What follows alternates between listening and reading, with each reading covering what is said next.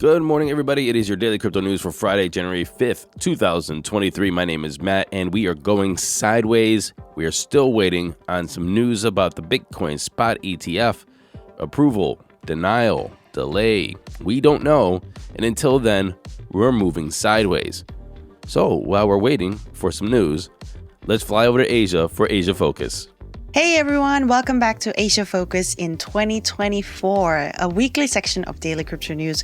We got some good listener counts every Friday, so I'm very happy to serve you with crypto news in Asia in New Year 2.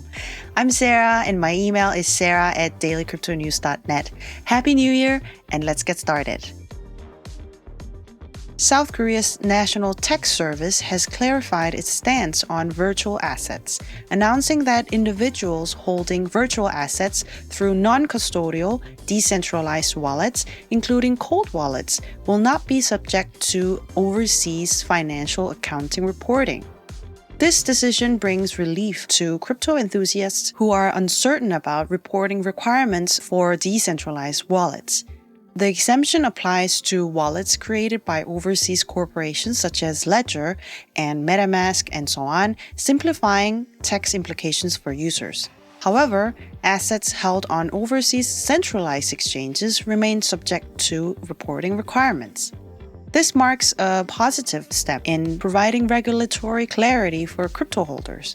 The decision recognizes the unique nature of decentralized wallets and acknowledges the challenges of obtaining overseas tax data. I mean, how are they going to even trace it, right? There's no way for the authority to really know whose wallet it is, what kind of transactions they have made, to where, and how much. I hope these regulations can bring some more Korean people to DeFi. Chinese official media Legal Daily has raised concerns about corrupt officers using advanced methods, including cryptocurrencies, to conceal and transfer illicit gains. The China Integrity and Legal Research Association discussed challenges posed by the growing use of blockchain and virtual currencies in facilitating new forms of corruption that are difficult to trace. According to the report, corrupt officers used techniques like cold storage to store cryptocurrencies, addresses, and private keys offline, bypassing online scrutiny. The use of electronic red envelopes, so-called hongbao, gift cards, other digital methods for transferring corrupt gains has moved corruption into the digital realm, prompting calls to stronger legal and regulatory frameworks. The acknowledgement of the challenges posed by cryptocurrencies in facilitating corruption is a step towards addressing potential loopholes in the regulatory landscape in China. I gotta say, I'm surprised that the officers in China were using crypto with cold storage, reflecting their adaptability to our world. Quite advanced way of corruption, huh? But do you really know what this kind of incidents will bring? More censorship, even broader censorship than just sniffing around your chat history. Japan-based brokerage firm Monex Group is set to acquire a majority stake in Canada's 3iQ Digital Holdings for $39.8 million. Monex Group is a financial services company based in Tokyo, Japan. Its main subsidiaries you might have heard, Coincheck, TradeStation, engage in online securities trading with approximately 2 million accounts. So this move aims to enhance Monex's appeal to institutional investors interested in the cryptocurrency market. Japan, as we have been reporting here, transformed itself to be the crypto-friendly, regulation-ready country, sees the acquisition as part of a broader revival of their crypto scene. The acquisition can be interpreted not only as a strategic move for Monex, but also signals the evolving dynamics of the cryptocurrency industry and increasing integration of traditional financial institutions into digital asset space in Japan. WorldCoin, Token ticker WLD, a project founded by OpenAI CEO Sam Altman, has announced its launch in Singapore, marking the end of a significant year for the identity verification protocol. The project introduces world ID verifications in Singapore through the use of its custom hardware device called the Orb. The Orb, a helmet-shaped peripheral, enables users to verify their identities by scanning their eyes. We can honestly say that despite a recent pause in service in India, Brazil, and France, 2023 was a landmark year for them, acquiring over 5 million users and 30 million transactions on the World app. It seems like they are doing well on distancing themselves from token-related controversy. WLD token is sitting around $3.13 as of 3rd January. We see a few news updates on WorldCoin partnering with different companies, different Web2, Web3 companies, only with their World ID technology, separate from the utility of World token. I guess the use of the Orb for biometric verification aligns with the growing interest in proof of identity globally. If you look at those Web2 players who are utilizing Web3 technology, one of the most interested sector is ID verification in a private chain. And yet, as WorldCoin plans further expansion into cities across Spain, Germany, Chile, Argentina, and Japan, it will be interesting to see how the project navigates regulatory landscapes and continues to position itself in the growing market for identity verification protocols. Do you hold WLD? Email me with your speculations at sarah@dailycryptonews.net. A bit to the west, India has given tight leash on crypto regulations, at least for the exchanges. As the Indian government decided to block URLs for 9 offshore cryptocurrency exchanges and issue so-called show cause notices.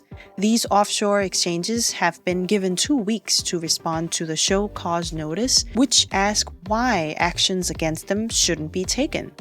Pretty scary and aggressive.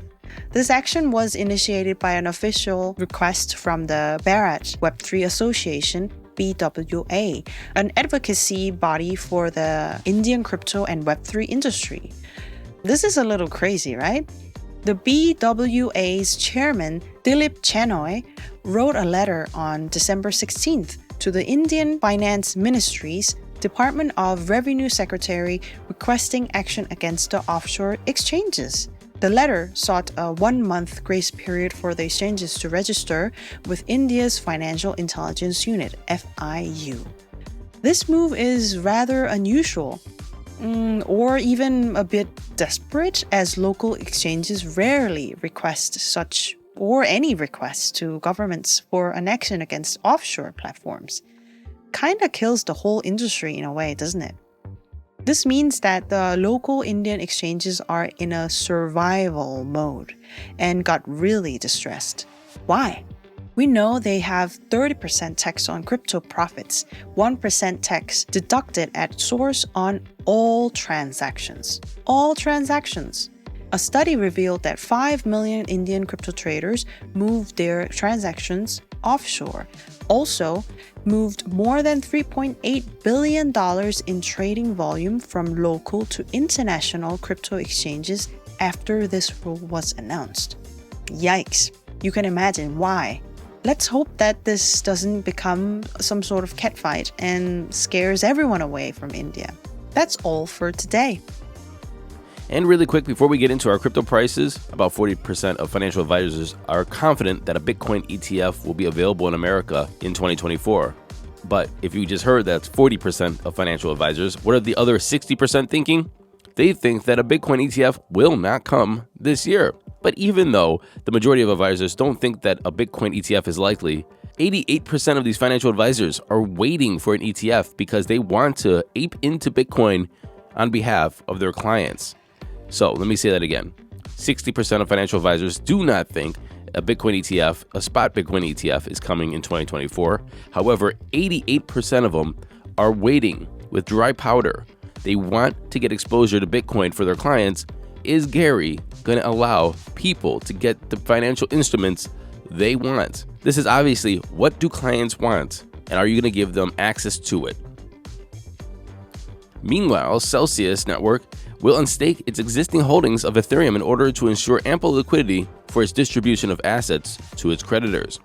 Celsius accounts for 32% of all ETH waiting for withdrawal, or around 206,300 ETH, worth around $466 million at current prices. This customer repayment plan will return between 67 and 85% of creditors' investments, and it was approved by a judge in November of 2023. And with this approval comes around $2 billion worth of Bitcoin and Ethereum to be returned to his creditors. If you remember, also former CEO Alex Mashinsky was arrested in July of 2023. Yes. And indicted with 7 charges, including securities fraud, commodities fraud, and wire fraud. His trial is set for September 17th, 2024. Now, let's get into those crypto prices. Here comes the money. Here we go. Money talk. And the time is 10:25 a.m. Eastern Standard Time. Fear agrees at 70. We're still greedy. We have Bitcoin sitting at $43,805, pretty much even in 24. Ethereum's at $2,236, down 1.5%. Teller's number 3, Binance is at 313, down 2.5%, and Solana is down 4.1% at 98.38. Running off the top 10, we have XRP, USDC, Cardano is down big. It's around 7%. It's at 53.2 cents. Avalanche is 9 and Doge is 10. The total market cap is down 1%. It's at 1.65 trillion. We have a Bitcoin dominance of 51.8, an ETH dominance of 16.3. And I just wanted to point out there are some recently added coins to CoinMarketCap.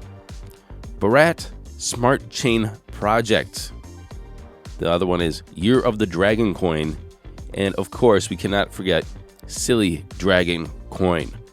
Do not buy this shit, guys. Please do not buy this. There's 2 million coins on CoinMarketCap right now. And if you're wondering why Gary is skeptical about the crypto market, I mean, just look at Silly Dragon Coin. Just look at Silly Dragon Coin.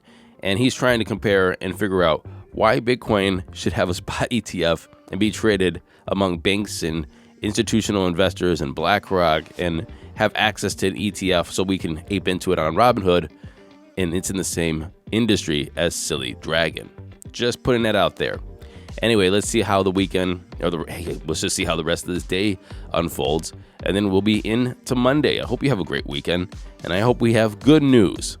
And until then, whatever news may bring, happy hodling, everyone.